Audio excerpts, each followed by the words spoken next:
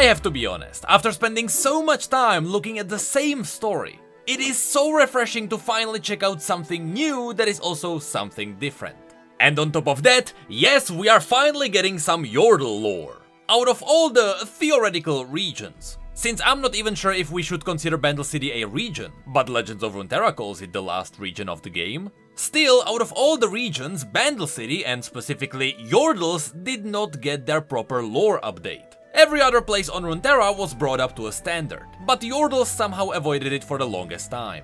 So now, finally, even though most of the Yordle lore will probably come from the cards themselves, at least this cinematic shows us what kind of story we will be having a look at, because this is only one part out of many. But also remember that this Yordle expansion is supposed to have some kind of a PvE event as well. So that's likely where we will explore the story. However, what we are looking at is still a cinematic, and in these cinematics there are usually a lot of different Easter eggs. And so, without further ado, let's do what we always do when it comes to new cinematics. Let's cover all the Easter eggs we can find here. The cinematic begins by revealing a new Yordle-ish place. This is the Bandle City, but more importantly, this is the Bandle Tree. This place serves as a sort of a crossroad for the Yordle portals. In case you don't know, Yordles live in Bandle City, which is somewhere in the spirit realm.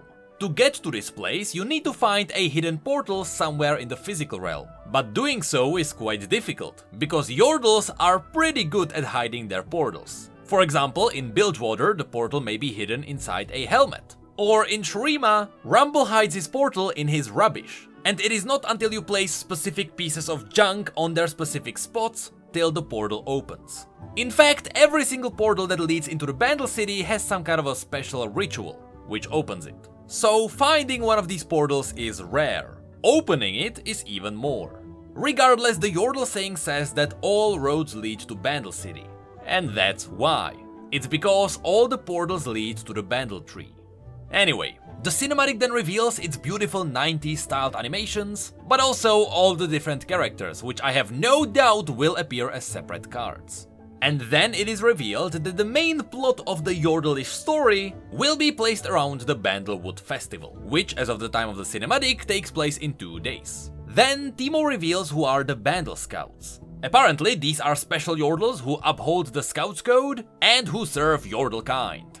And that's when we are introduced to a new special character. Her name is Ava, even though at first I thought that she would be Nora based on an obvious reason that comes later on. But nope, in the description of the cinematic it is revealed that this is Ava, and she will be the main protagonist of this Yordle story. So in other words, she is the Cytheria of Bandle City.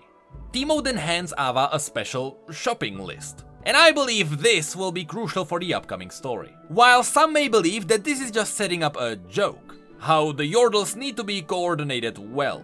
Also, I told you these Yordles will become cards, we already know about this guy. But anyway, this list shows us the material that is needed to construct a promenade car for the Bandlewood Festival. And it seems like they need some leaves, acorns, but more importantly, this kind of totem. This might be important later on, so just remember that.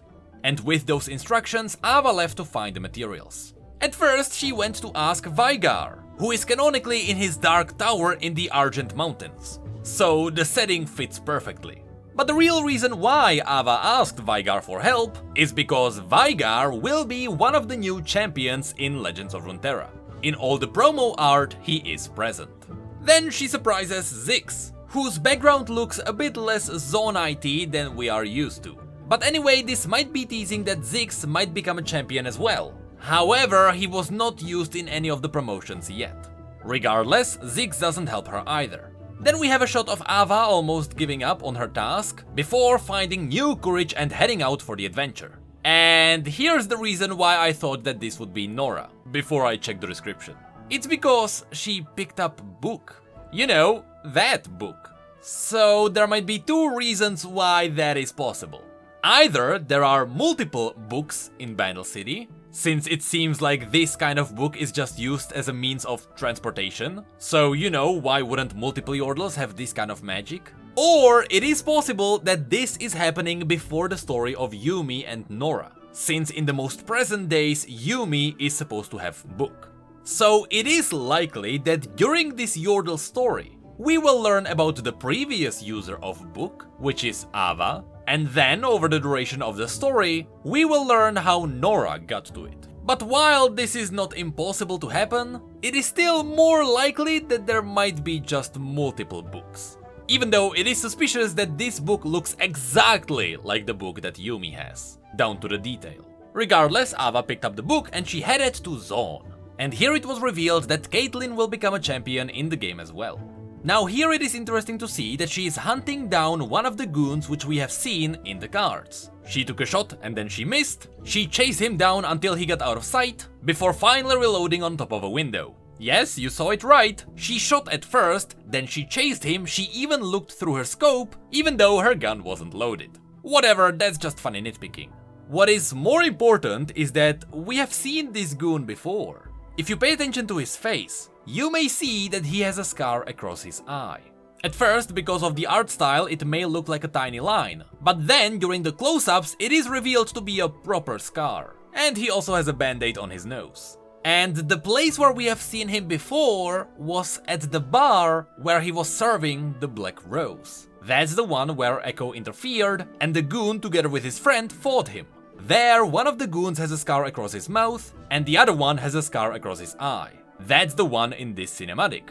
But in the previous cinematic, his nose was fine. So you might be wondering what happened to him. Well, that's the reason why he has a broken nose here. It's a cool link to the previous cinematic. Anyway, after Ava interrupts the goon, it was revealed that the goon was trying to run away with a vial of Chemtech. You can see it even has the Caustic Cask logo on it. Since Caitlyn is going to be a champion, I wouldn't be surprised if her cards were talking about this. But anyway, it is interesting to see that Caitlyn is not afraid of Ava. In Piltover and Zone specifically, many people are afraid of Yordles, and they hunt them for sport and out of fear. People usually see them as monstrous creatures. But here, Caitlyn is fine.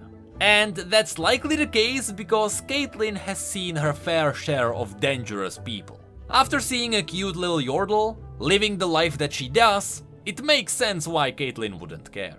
Anyway, Ava then shows Caitlyn her list of materials, by which she is really asking Caitlyn for help.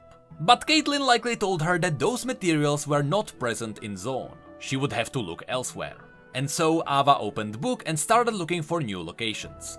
This is where the interesting part happens. It pretty much reveals all the new champions that will be part of this expansion. First, there is Senna, whose pose here perfectly matches the pose in the revealed card. So yes, these champions will become champions. So here we can see the Shadow Isles and Senna. She didn't find the materials there. Then it shows Eastern Noxus and Scion. Now Scion is one of the champions who really doesn't have a lot of lore, so I will be very happy to learn about him, even though I wouldn't be surprised if his descriptions were just really short, just like what most of these champions have. Anyway, Scion will also be a champion. Then it shows Shrima and Zerath. This will be interesting because we will finally see Zerath's followers. We know he has a dedicated army that worships him, but I still want to see what those fanatics look like. And finally, Ava then turns the page to Ionia, with the page on the right being blank. This pretty much reveals that whatever champion will be in Ionia will be the champion that will become a champion in Legends of Runeterra.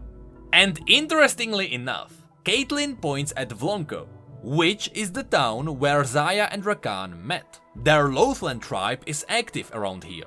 So either we will be getting Xayah, or we will be getting Rakan, or maybe both? There is also the possibility that it will be neither.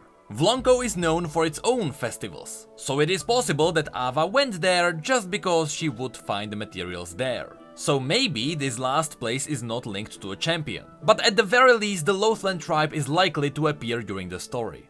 Interestingly enough, it is kinda strange to see that Caitlyn would know where those Bandle City materials would come from. I guess she just knows the Piltover maps of the world through and through. But still, how does she know what is in Ionia? Regardless, this comes back to the list which we have seen at the beginning. Vlonko, and specifically the Lothland tribe, which are bird-like people, are the kind of people who would lend the Yordles their totems. You know, this stony structure that looks like a bird. This is yet another reason why we might actually be getting Xayah and Rakan. Although in the last shot she's pointing at a totally different place in Ionia. So who knows, maybe it has nothing to do with Blanco. Anyway, after learning this, Ava then closes book and hops into another portal. And that's where the story cuts off for now. Once again, I really believe that we will be exploring this story either in more cinematics, and seeing that Ava still needs to find 3 different kinds of materials, maybe there will be 4 cinematics in total, or we will be exploring this story in the PvE event. Regardless, this was really cool, it was really refreshing, and finally this cinematic was something totally different than the Black Mist. Although it is not too far away from it. I know I theorized that Vex would be joining Legends of Runeterra as well, but now I would be fine if she wasn't.